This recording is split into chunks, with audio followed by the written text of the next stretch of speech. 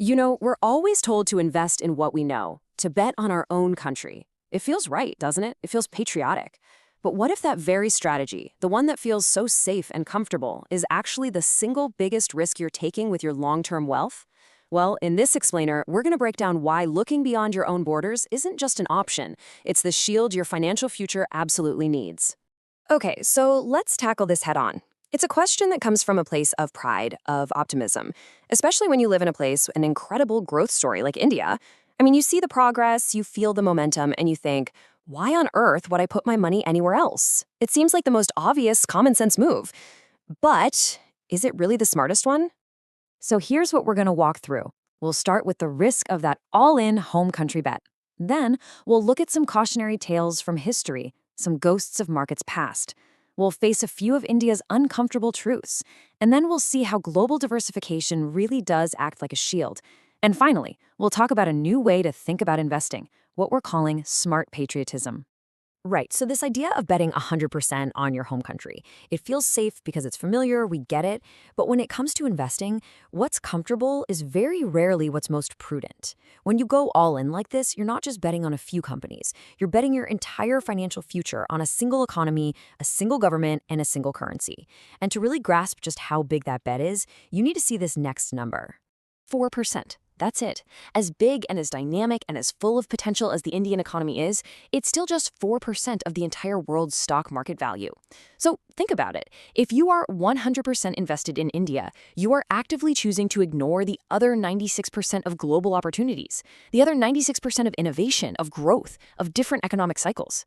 Would you ever turn down 96% of any other opportunity in life? Probably not. It seems like every decade or so, there's one economy that the whole world thinks is absolutely unstoppable, a sure thing. But you know what? History is littered with the ghosts of these sure thing markets, economies that were supposed to dominate the future only to flatline for decades. And these aren't just interesting stories. They are critical lessons for any long-term investor. Let's hop in a time machine and go back to the late 1980s. Japan was an economic giant. People were convinced the 21st century belonged to Japan. They were buying up assets all over the world, from Hollywood studios to New York skyscrapers. At one point, 32 of the world's 50 biggest companies were Japanese. The consensus was absolute. And this was the absolute peak of that mania. In December of '89, the Japanese stock market, the Nikkei, hit almost 39,000. It was a frenzy. It felt like an unstoppable force of nature, a party that was just never, ever going to end. But of course, all parties do. And when this party ended, it was brutal. The market didn't just dip, it completely collapsed. A mind-boggling 82% wipeout. It shattered the myth of Japan's invincibility.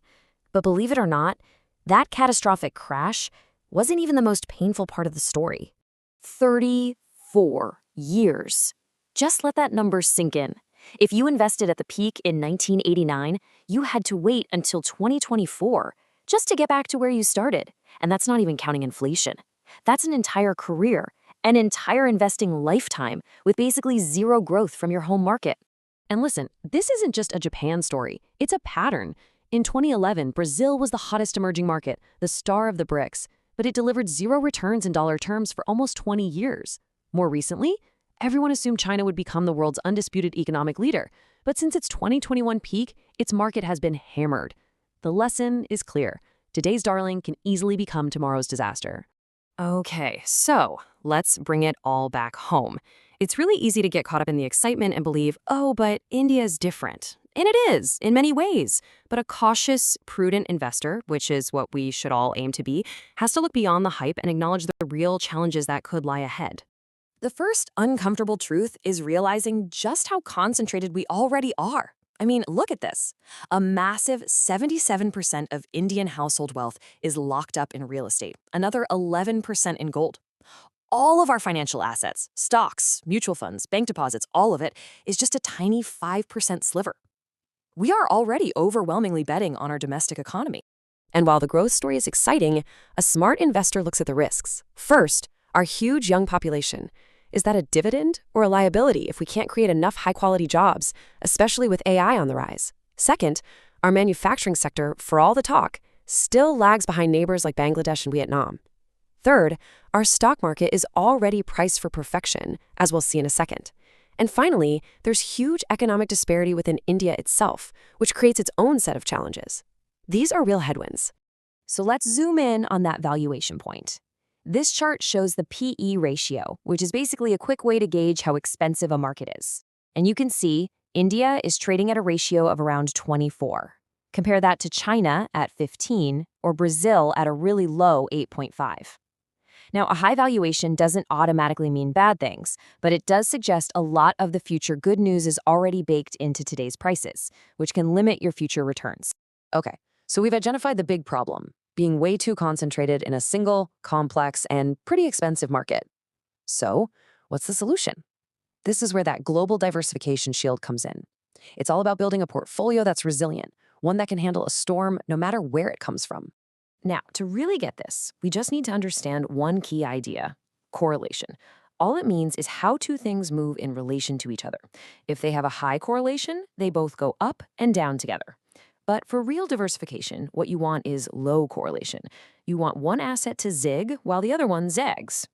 And this is where things get really powerful. Check this out. The correlation between India's Nifty 50 and the US S&P 500 is just 0.34. That's super low. It means that most of the time they're moving independently. A bad year in the US market doesn't automatically mean a bad year in India, and vice versa. That independence is like a built-in shock absorber for your entire portfolio. It's a huge benefit. But hold on, there's another massive benefit to investing abroad that a lot of people completely overlook. And it has nothing to do with the stock markets themselves. It's all about the currency your money is in. This is the hidden power of hedging your currency. Yeah, this is the second layer of that shield. Over the last 20 years, the US dollar has essentially doubled in value against the Indian rupee. Just think about that for a second.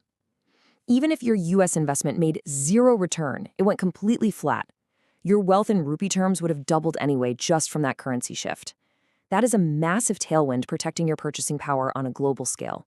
So after all this, does it mean you shouldn't be patriotic? Does it mean you don't believe in your country? Absolutely not. It just means we need to redefine what patriotism looks like for a modern investor. It's not about having blind faith. It's about being smart, being responsible, and ultimately being way more effective in helping your country succeed. So let's look at the two mindsets. On one side, you have blind patriotism, which says, I only invest here because it's my country, period. On the other side, you have smart patriotism.